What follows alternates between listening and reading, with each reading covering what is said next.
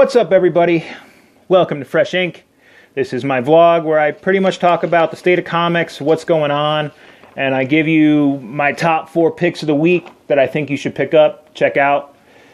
I always have been told growing up that if you're ever going to say anything negative, to start with the negative and finish on a positive. So that's why I'm going to do my picks of the week at the end of the video instead of at the beginning. First thing I'm going to talk about right now is a travesty that Marvel is doing. The current run of Moon Knight is horrible. It's atrocious. Mark Spector has schizophrenia, for all of you that don't know about Moon Knight. He is a vigilante superhero that served in the war, was doing black ops in Egypt, and for all intents and purposes was killed. And for some reason, he woke up at the base of a statue of an Egyptian god known as Khonshu. Khonshu chose him to defend the travelers that traveled at night. And in the 2006 run, written by Charlie Huston, it was amazing. His mental disability was treated with respect. He would switch personalities whenever facing a situation that he couldn't handle, which is actually a trait that people with multiple personality disorders have. It would help him function in that given situation. And unfortunately, Jeff Lemire, the current author of the book, is using Spector's mental disorder as an excuse to write any genre and not have any continuity whatsoever. Perfect example would be in the latest issue, Moon Knight, instead of being a vigilante, instead of protecting people and dealing with the personal issues that his mental disorder causes, he's for some reason now a starfighter, and his best friend Frenchie is now his co-pilot, and they're fighting werewolf aliens that are attacking Earth. No context whatsoever. When they relaunched Moon Knight with All New, All Different, they started him off in an insane asylum. Like, he was getting treated. Turns out he wasn't being treated, but the very entity that was giving him his abilities wanted his body. Why? He doesn't give a reason. It just does. And every time he would swap personalities, the art would change. I kind of like the idea, but when it changes, it completely throws off the reader to the point where it's so different they can't relate. They can't follow what's happening at all. If you're going to read Moon Knight, if you want to give Moon Knight a try, do not. Do yourself a favor and do not pick those books up. Go back to the 2006 run, read it up through 2009. The original run was written by Charlie Huston. It's amazing. If you're a DC fan, think if Bruce Wayne was a paranoid schizophrenic and was willing to kill people that were doing wrong. And you have Moon Knight. The Avengers think Mark Spector is so dangerous, they took his card away. He was an Avenger. They took his card away. They kicked him out of the team because he was too dangerous. You're talking about a guy who would jump off of a building and land on a mugger, crushing him into concrete because people were walking home from a movie in New York City. It's not for kids, but it's amazing. If you're a comic fan, especially if you like Batman, and you want to give Marvel a try, Moon Knight is where you want to jump off. Got my rant out of the way. There goes the negative. Now I'm going to get to the positive. And we're going to start with my top 4 picks of the week.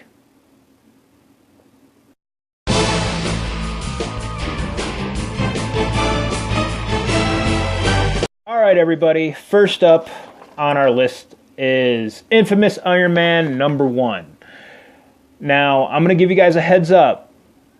Marvel, the individual books have gone past the events of Civil War II.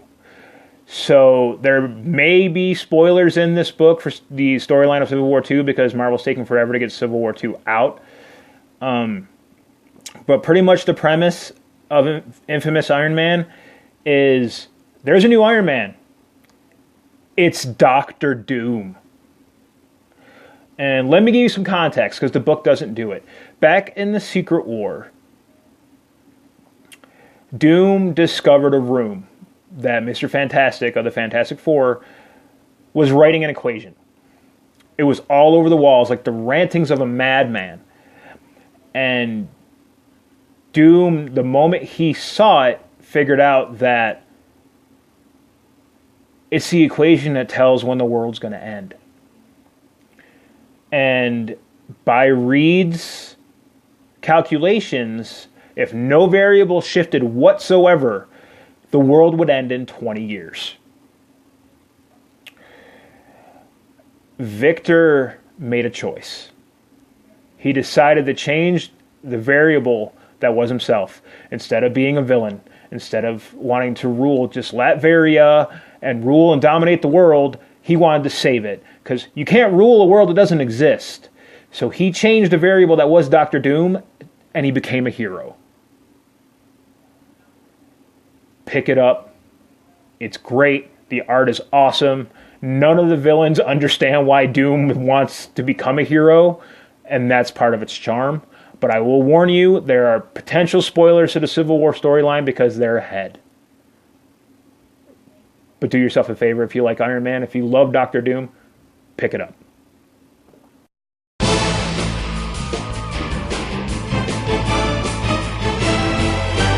All right, next up is DC Rebirth, Batman Beyond #1.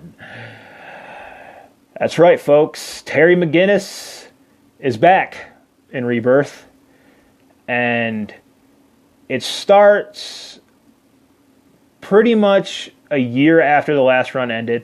In Batman Beyond #13, Terry was being mind-controlled, and he was a prisoner, and he managed to break out after some time had passed. It starts with Terry's younger brother not knowing where Terry went, and he breaks into the Batcave and tracks him down, and it turns out that Terry's back on the hunt as Batman, and he's in some trouble. Not going to spoil much, but I'll tell you, what if a member of the Joker gang got a hold of Bane's venom?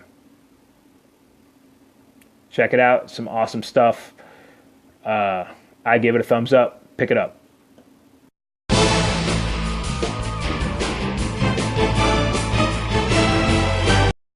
Next up, we got DC Rebirth, Teen Titans #1. Damian Wayne has decided to reform the Titans, and he doesn't really do it in the nicest way. As some of you may not know, Damian Wayne wasn't raised by Bruce. He was raised by Ra's al Ghul in the Brotherhood of Shadows, and so his way of thinking about things is way construed to the darker side of things. Pretty much it opens up with Damian at a birthday party for himself with just Alfred, and he goes down into the Batcave, and he has all the former Titans tied up. How the group forms up, I'm not going to spoil that. You need to check it out.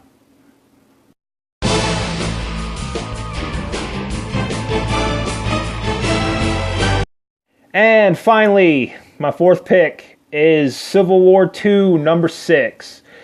Like I said with the infamous Iron Man review or suggestion, this is pretty much taking place in the past from the current, if you're reading any of the other books. But Ulysses, the Inhuman that can see the future, has a vision of the current Spider-Man, Miles Morales, killing Steve Rogers' Captain America. And Ulysses' predictions are never wrong.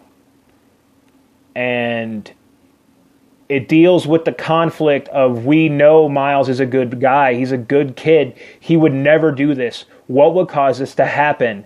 And Carol Danvers has a solution that no one likes. And I'm not going to spoil the ending of the book. You need to pick it up. I really don't know where they're going to go with what happens in the end of the book.